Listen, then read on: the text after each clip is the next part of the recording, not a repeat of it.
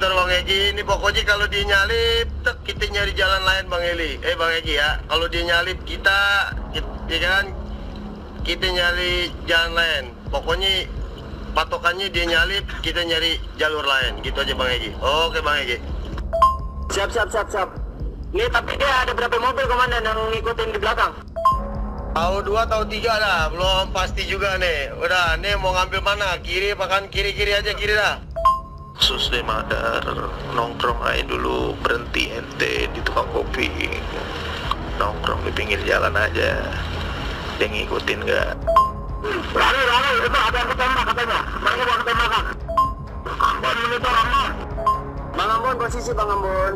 Gitu. Kalau dilihat dari perkuatan anggota kita jauh lebih sedikit dibandingkan perkuatan dari pihak yang bersangkutan. Jadi tidak benar kondisinya, memang faktanya sudah kita sampaikan dan juga ada bukti tentang voice note bagaimana sedemikian rupa direncanakan untuk dipancing ke sana dan kemudian dipepet, semuanya terdatakan atau ternyatakan dengan jelas di dalam voice note itu. Sudah sangat diketahuinya oleh yang bersangkutan bahwa itu anggota kita dan kemudian tetap dilakukan upaya-upaya penyerangan oleh pihak mereka. Itu nyata dan itu tidak dikarang-karang dan itu terlihat, terdengar di dalam voice note tersebut.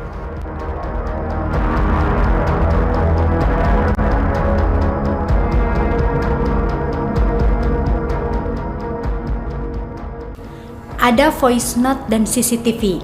FPI tak bisa berdusta.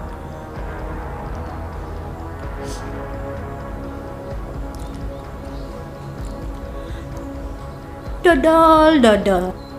Ke pojok ketahuan bohong, ketahuan mau ngabur, dan ketahuan segalanya.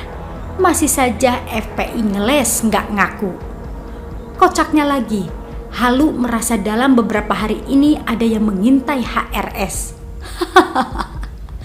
Apakah maksudnya mau mengatakan 10 orang yang menyerang polisi berujung kematian 6 orang itu gak dikenal mereka? Gak kenal kok mau dijemput jenazahnya. Jadi pertama-tama saya mau sampaikan bahwa kami sebelum ada pengumuman dari pihak Polda yang tadi itu pun kita dapatnya dari televisi. Sebelum kita mendengarkan dari pihak Polda itu, kita masih menganggap keenamnya dalam status hilang. Makanya pernyataan kita pertama keluar itu adalah pernyataan statusnya dalam keadaan hilang kita sebutkan. Karena itu pernyataan dibuat pagi hari sebelum kita mendengar kabar bahwa keenamnya sudah syahid. Jelas Sekretaris Umum Front Pembela Islam Munarman dalam konferensi pers di Sekretariat FPI Jalan Petamburan 3, Jakarta Pusat sore tadi. Ya, terserah deh. Mau ngarang bebas bagaimana, yang pasti FPI kalah start karena kepolisian sudah duluan membuat pernyataan. Tetapi intinya juga kepolisian punya bukti kuat kalau aksi penyerangan subuh tadi berasal dari Laskar FPI. Catat. Gokil memang kalau orang sudah mulai ribet dengan kebohongannya sendiri. Seperti para pemuja HRS, Halu merasa ada yang mengintai. Tunggu. Mari kita luruskan bahwa perasaan ada yang mengintai itu bukan goib ya. Tetapi sangat mungkin karena ketakutannya sendiri. Takut dikejar dosa karena kebanyakan ngarang dan lari dari tanggung jawab. Nah, kalau yang kejadian subuh tadi itu, polisi bukannya kurang kerjaan mengintai HRS, tetapi karena ada berita akan ada pengerahan massa saat yang seharusnya Senin 7 Desember 2020 pukul 10 WIB, HRS datang memenuhi panggilan Polda Metro Jaya. Mikir deh, ngapain subuh-subuh serombongan dan maaf, hingga katanya ada balita segala ngendap-ngendap meninggalkan rumah. Iya, pembelaannya ada pengajian internal keluarga. Nah, heran dong, katanya lagi sakit, makanya nggak bisa kasih jawaban hadir atau tidaknya memenuhi panggilan. Tapi kok kelayapan subuh-subuh pula. Terus, ngapain juga sampai sebegitunya ada pasukan khusus yang menjaga? Mau tamasya ya?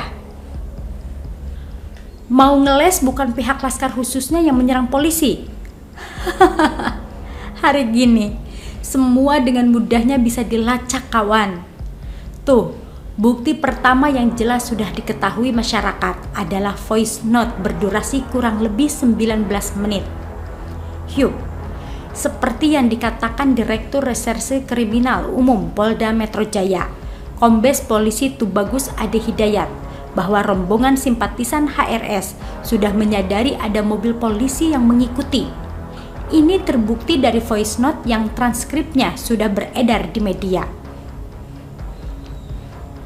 Dari voice note yang nanti mungkin ada di antara barang bukti yang sudah kita angkat, itu nyata sekali bagaimana perencanaannya, bagaimana yang bersangkutan sudah tahu itu mobil polisi, kemudian bagaimana dipancing dan dipepet, kata Tubagus di Polda Metro Jaya, Senin 7 Desember 2020. Apa sih voice note?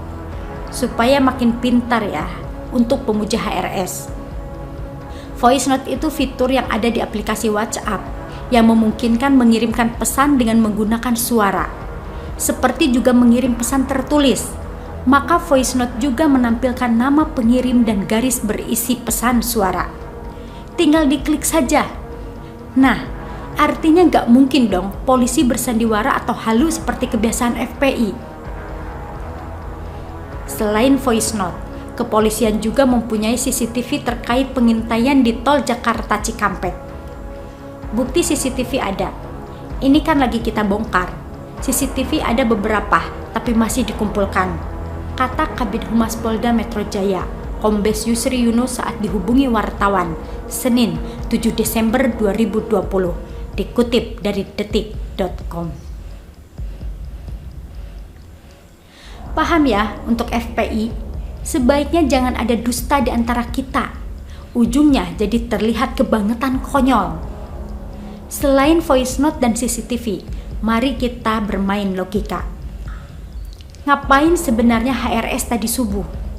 Inilah beberapa fakta ternyata ada yang coba-coba main api, yaitu 1. Jadwal pemanggilan HRS Senin 7 Desember.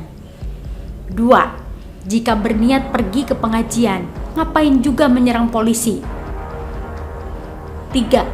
9 mobil pengikut HRS diikuti oleh 1 mobil kepolisian. Terus nyerang gitu polisinya? Penyerangan polisi dilakukan dengan senjata api dan senjata tajam. Sementara FPI ngakunya pasukannya tidak memiliki senjata. Tetapi terbukti 6 jenazah di rumah sakit Polri akan dijemput oleh FPI. Mikir, nyambung nggak?